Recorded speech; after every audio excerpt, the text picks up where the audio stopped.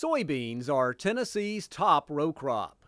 Recently, our state's producers grew more than 1.5 million acres, making this crop critical to Tennessee's ag economy. The value of the crop exceeded about $665 million. It was one of the best revenues ever for soybean producers. Dr. Vince Pantalone of UT AgResearch is the project leader for the Soybean Breeding and Genetics Program.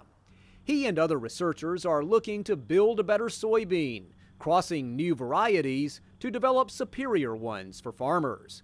They have thousands of rows of experimental soybeans growing in all regions of the state. We grow about 5,000 yield plots that we cut with a combine every year. You have to understand how a variety is going to perform statewide.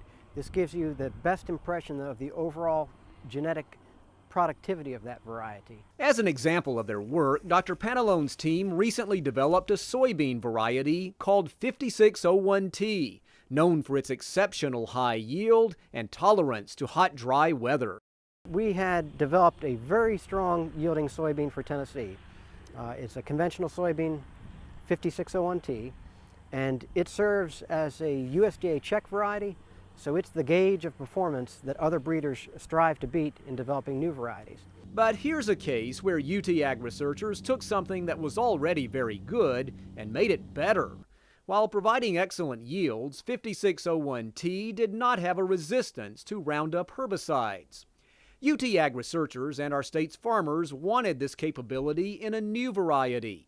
So the Soybean Breeding and Genetics team added a gene to the current soybean and created a new variety. We fingerprinted the DNA profile of the soybean, of the 5601T soybean, and we used that information to conduct a marker-assisted backcross program so that within only about 3 years after making the cross, we captured about 99% of all of the genes that make this good high-yielding variety. Then, after continued trials at UT Ag Research Centers in Knoxville, Springfield, Milan, and Jackson, and working with the UT Research Foundation, the soybean breeding team received a patent in 2010 for this new variety they named Allen. We received a patent for developing the new soybean variety Allen, as well as a couple of its sister lines that are glyphosate-resistant or Roundup-ready soybeans, high-yielding varieties for the farmers. Why the name Allen? Well, meet the man himself. Dr. Fred Allen is one of the most distinguished professors and researchers at this university and one of the top soybean breeders in the country. UT AgResearch named the new variety in his honor. This was the first soybean variety and the sister lines that we actually got patents on, so it's a real benchmark of establishment there.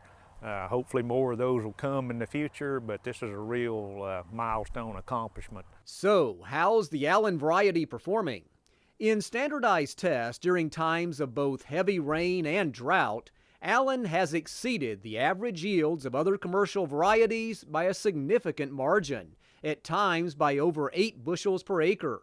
Stretch that result out over several thousand acres, and you can see what this means for farmers. Just by growing Allen, provided over $1.1 million of additional revenue to farmers because they had a better yielding variety. In coming years, expect to see more Tennessee farmers choosing the Allen variety soybean for their fields. So when the question is asked, can we build a better soybean, UT Ag researchers say absolutely yes.